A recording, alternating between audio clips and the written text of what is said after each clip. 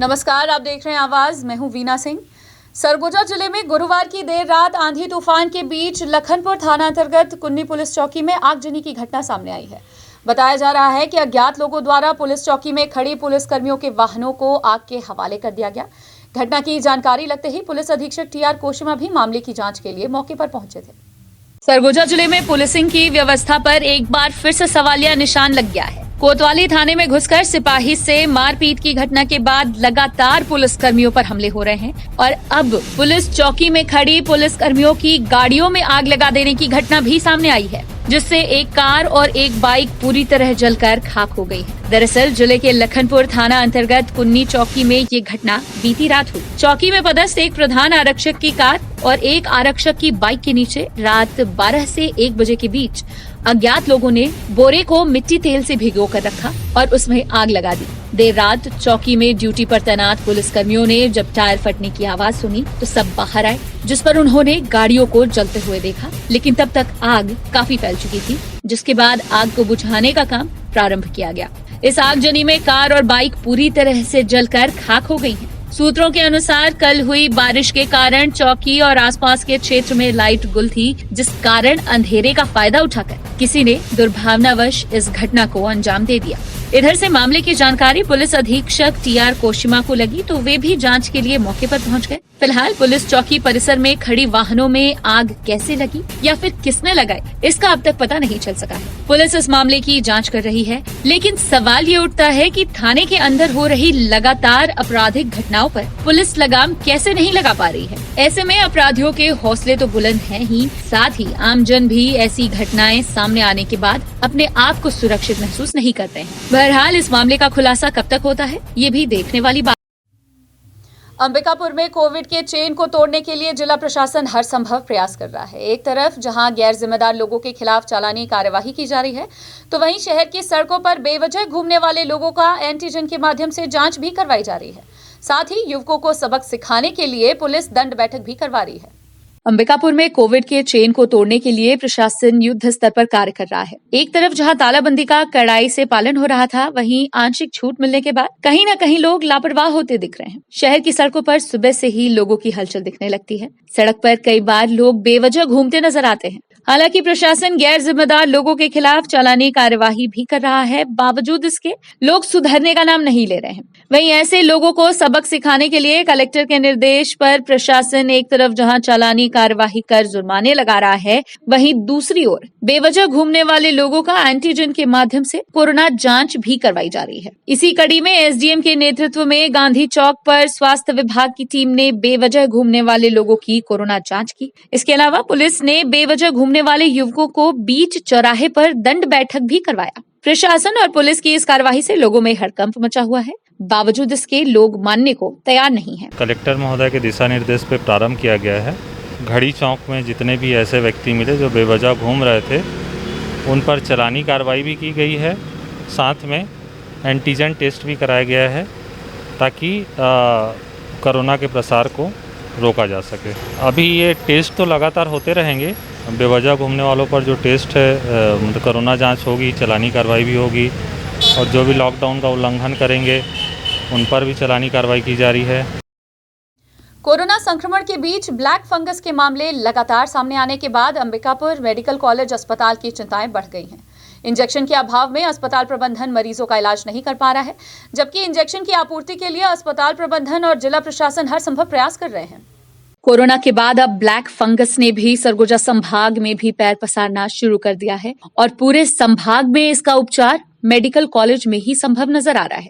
मगर black fungus के इलाज में उपयोग किए जाने वाले एम्फोटेरिसिन इंजेक्शन की कमी के कारण मेडिकल कॉलेज अस्पताल ब्लैक फंगस से पीड़ित मरीजों के लिए सिर्फ रेफरल सेंटर के रूप में काम कर पा रहा है। हालांकि मेडिकल कॉलेज अस्पताल प्रबंधन और जिला प्रशासन भी जरूरी इंजेक्शन की व्यवस्था करने में लगा हुआ है। गौरतलब है कि सरगुजा संभाग में भी ब्लैक फंगस के मामले लगातार सामने आ रहे हैं। बलरामपुर और सूरजपुर जिले में ब्लैक फंगस से पीड़ित मरीज के सामने आने के साथ ही अंबिकापुर मेडिकल कॉलेज में भी एक संदिग्ध मरीज को दाखिल किया गया है। वहीं अंबिकापुर मेडिकल कॉलेज अस्पताल के पास इस बीमारी की जांच की सुविधा तो है ही, साथ ही इलाज के लिए संसाधन और प्रशिक्षित चिकित्सक भी हैं। मगर इसके इलाज में उपयोग में आने वाले इंजेक्शन ही अस्पताल में मौजूद नहीं है। ऐसे में मेडिकल कॉलेज अस्पताल इंजेक्शन के बिना मरीजों का इलाज कर पाने में असमर्थ है। वहीं इंजेक्शन की आपूर्ति के लिए मेडिकल कॉलेज अस्पताल प्रबंधन ने करीब 1000 इंजेक्शन की डिमांड CGMSC से की है और इसके अलावा स्थानीय स्तर पर भी व्यवस्था करने की बात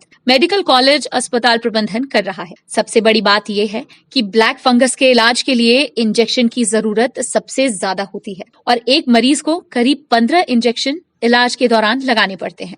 ऐसे में ये साफ है कि बिना इंजेक्शन मेडिकल कॉलेज अस्पताल प्रबंधन सिर्फ जांच ही कर सकेगा, इलाज नहीं। जबकि अंबिकापुर मेडिकल कॉलेज अस्पताल में न सिर्फ अंबिकापुर बल्कि कोरिया, बलरामपुर, सूरजपुर, जशपुर समेत दूसरे प्रदेश के मरीज भी इलाज कराने पहुंचते हैं। इधर जिला प्रशासन भी ब्लैक फंगस के मामले सामने आने के बाद अलर्ट हो गया है। प्रशासन हर स्तर पर इंजेक्शन की व्यवस्था करने के साथ ही पीड़ितों को हर मुमकिन इलाज मुहैया कराने की तैयारी करने की बात कर रहा है। मिनिमम इसका 3 वीक का डोज होता है और उसके सीवियरिटी के आधार पर उसके एक्सटेंशन डोज भी सीवियरिटी के आधार पर एडजस्ट किया जाता है। 1 मिलीग्राम पर केजी बॉडी वेट से लेकर 5 मिलीग्राम तक जाते हैं। इस डिपेंड्स अपॉन उसके गंभीरता के ऊपर डिपेंड करता है, लेकिन मिनिमम 3 हफ्ते तो देना पड़ता है एक मरीज को। और केवल वही एक इंजेक्शन है जो उसमें कारगर सिद्ध होता है, तो इसलिए उस इंजेक्शन की उपलब्धता बहुत अति है। जहाँ उपलब्ध है हम वहाँ का ऑप्शन देते हैं कि यहाँ पर इंजेक्शन, बाकी डायग्नोसिस सब चीज़ें यहाँ हमारे स्तर पर सब हो जा रहा है। जांच की सुविधाएं हैं और हम उम्मीद कर रहे हैं कि यथाशीघ्र जल्दी हमको इंजेक्शन मिल जाएगा। प्रतिदिन हम लोग लगे हुए हैं, हमने सभी स्तर पे कर रहे हैं, हम अपने स्तर पे भी कोशिश कर रहे हैं। जहां से भी स्टॉकिस्ट में यदि अवेलेबल होता है तो अब तत्काल में, और शासन को भी हमने अपना डिमांड भेजा हुआ है और जैसे ही हमारे पास आएगा हम यहाँ भी उसका इलाज कर पाएंगे। अनलेस अनटिल कि उसको कहीं ब्रेन में पहुँच गया तो हमको न्यूरो सर्जरी की कभी आवश्यकता पड़ी तो उसको हो सकता है भेजना पड़े, अदरवाइज प्राइमरी स्तर पर इलाज की पूरी सुविधाएँ हैं। खबरों का सिलसिला जारी रहेगा, लौटते एक छोटे से ब्रेक के बाद।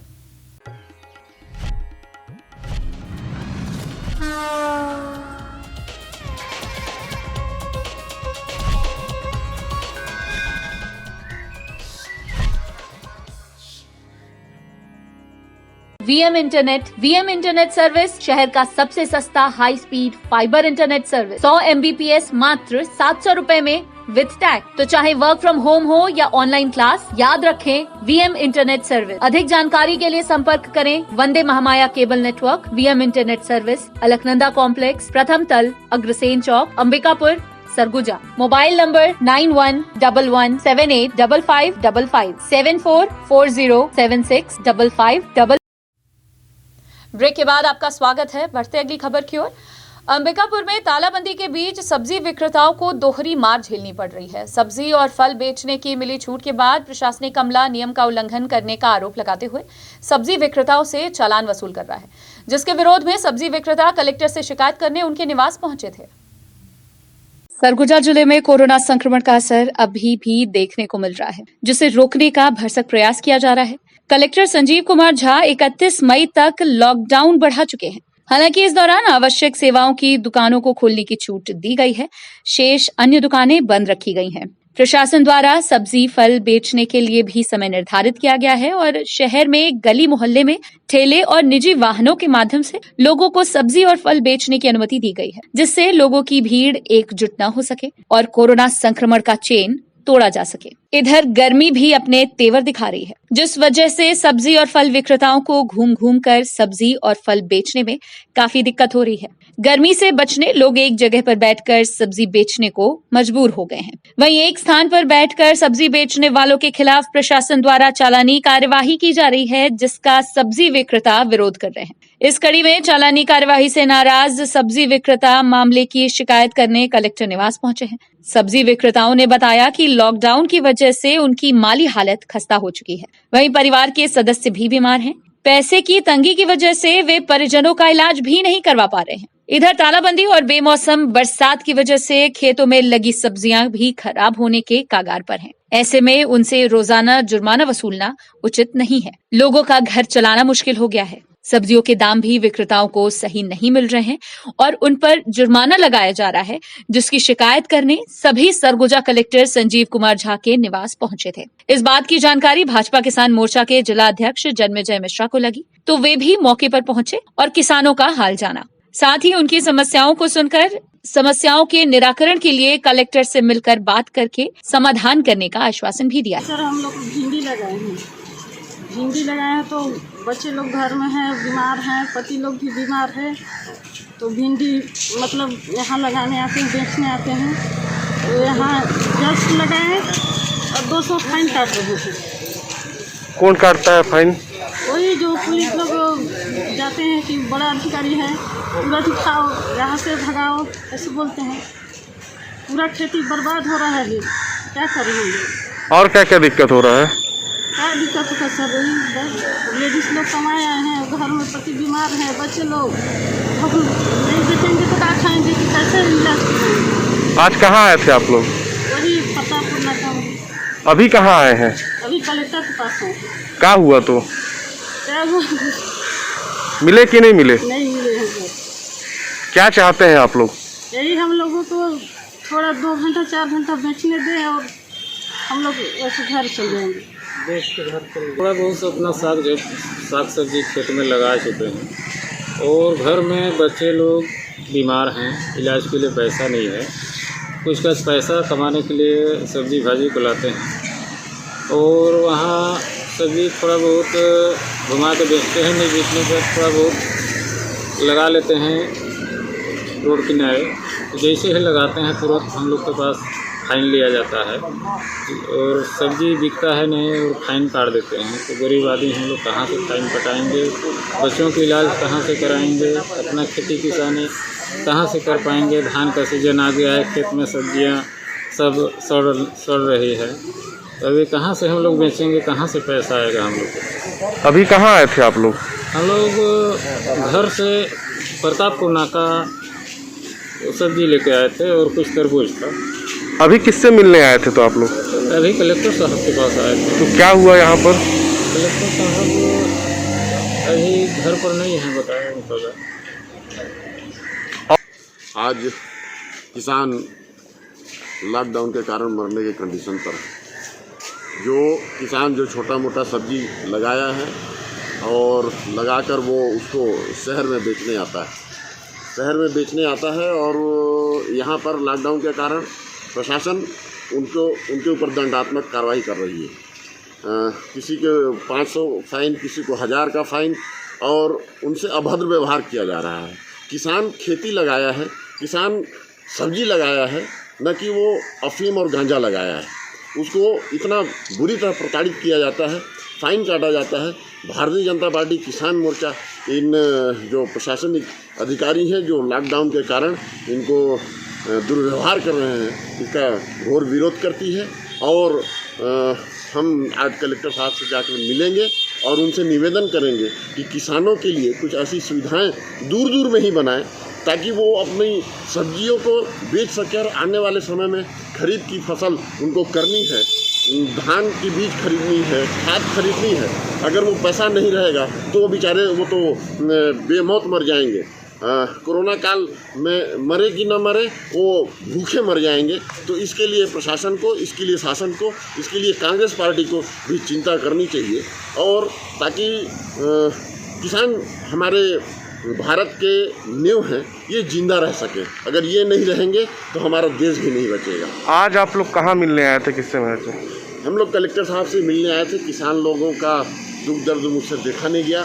कलेक्टर साहब से मिलकर इसी बात को रखने आए थे कि इन लोगों को रसीद ना काटा जाए, इनके ऊपर फाइन ना किया जाए और इनको सब्जी बेचने के लिए ऐसी जगह व्यवस्थाएं की जाए ताकि ये अपने सब्जी को बेच सकें। क्या मिले कलेक्टर साहब? कलेक्टर साहब नहीं मिले। कलेक्टर साहब कोरोना काल में शायद किसी से मिल नहीं रहे हैं, ऐसी खबर आई है। लेकिन स्टोनो साहब से हमारे पार्षद भाई हैं विकास वर्मा, उन्होंने स्टोनो साहब से बात किया है तो उन्होंने कहा है कि 11 बजे के बाद हो सकता है कि कलेक्टर साहब देश के पूर्व प्रधानमंत्री स्वर्गीय राजीव गांधी की 21 मई को 30वीं पुण्यतिथि है।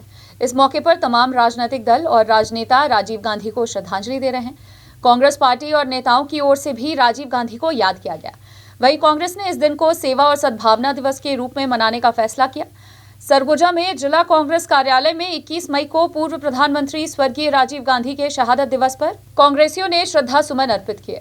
कांग्रेसी नेताओं ने सर्वप्रथम स्वर्गीय राजीव गांधी के चित्र पर माल्यार्पण कर उन्हें श्रद्धांजलि अर्पित की। वहीं अंबिकापुर के महापौर डॉक्टर अजय तिर्की ने कोविड काल को देखते हुए स्वर्गीय राजीव गांधी के शहादत दिवस पर मास्क, साबुन और फल मेडिकल कॉलेज के अधीक्षक डॉक्टर लखन सिंह को सौंपे हैं, जिसे अंबिकापुर मेडिकल कॉलेज अस्पताल के किचन के माध्यम से मरीजों तक पहुंचाया गया। जैसे कि आज हमारे पूर्व प्रधानमंत्री भारत रत्न राजीव गांधी जी की शहादत दिवस है, उसी अवसर पर माननीय अध्यक्षा सोनिया गांधी जी, माननीय अध्यक्ष मोहन मरकाम जी, माननीय मुख्यमंत्री जी, माननीय महाराज साहब, सभी के निर्देशानुसार आज फल वितरण के लिए समय दिया गया था। चूँकि कोविड का समय है, सारी चीज़ों को नियम को पालन करते हुए हमने एमएस और मैट्रन को हैंड ओवर कर दिया है। वो अपने स्तर पे उसे किचन के माध्यम से डिस्ट्रीब्यूट करा देंगे। सरगुजा जिले में गुरुवार को हुई तेज बारिश के साथ आंधी तूफान की वजह से लोगों को भारी दिक्कतों का सामना करना पड़ा। एक तरफ जहां कई घरों के छप्पर तूफान की वजह से उड़ गए, तो वहीं दूसरी ओर पेड़ गिरने की वजह से कई घरों को नुकसान भी पहुंचा है और जिले के कई मार्ग बाधित भी हो गए थे। इसके अलावा अंबिकापुर शहर के लोगों को गुरुवार की देर रात तक लाइट कटने की वजह से भारी दिक्कतों का सामना करना पड़ा। भीषण गर्मी और मच्छरों के आतंक के बीच लोगों को रात गुजारनी पड़ी, जबकि विद्युत विभाग के अधिकारी गहरी नींद में सोए हुए थे। विद्युत विभाग के अधिकारियों और कर्मचारियों ने आम नागरिकों का फोन उठाना भी मुनासिब नहीं समझा। यही नहीं, विद्युत विभाग का शिकायत नंबर भी देर रात तक बंद रहा। विद्युत विभाग के अधिकारियों के इस मनमाने रवैये की वजह से शहर के लोगों में भारी आक्रोश देखने को मिला। वक्त है एक और छोटे से ब्रेक का, जल्द लौटते हैं।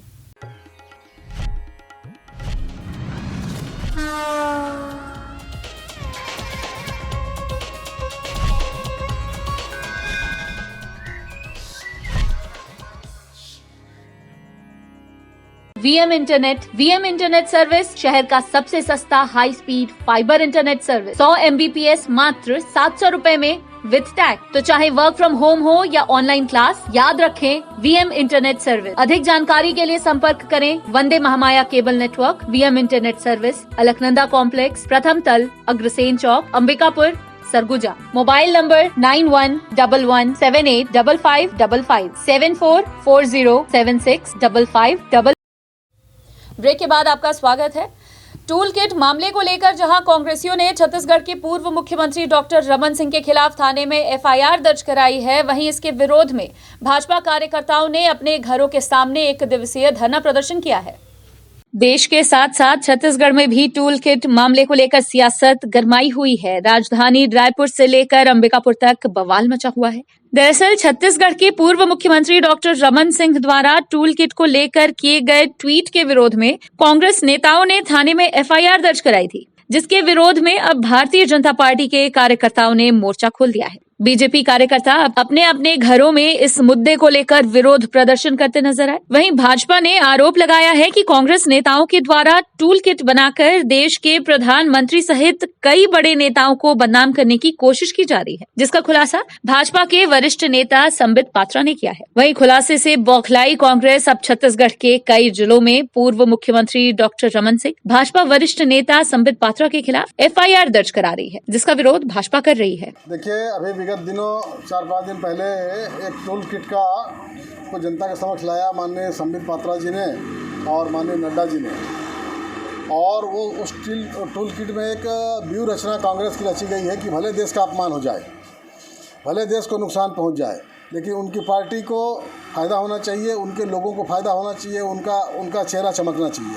इस दृष्टिकोण से उन्होंने अनर्गल आरोप लगाते हुए और एक सिस्टमेटिक, एक योजनाबद्ध तरीके से जगह जगह पे अलग अलग क्षेत्रों में अलग अलग बिंदुओं पे किस तरीके से नरेंद्र मोदी को नीचा दिखाना है, भारतीय जनता पार्टी को नीचा दिखाना है, किन उस परिस्थिति में यदि देश का भी नुकसान हो जाता है तो हो जाए, लेकिन कांग्रेस की छवि चमकनी चाहिए, राहुल गांधी की छवि चमकनी चाहिए, सोनिया गांधी की छवि चमकनी चाहिए।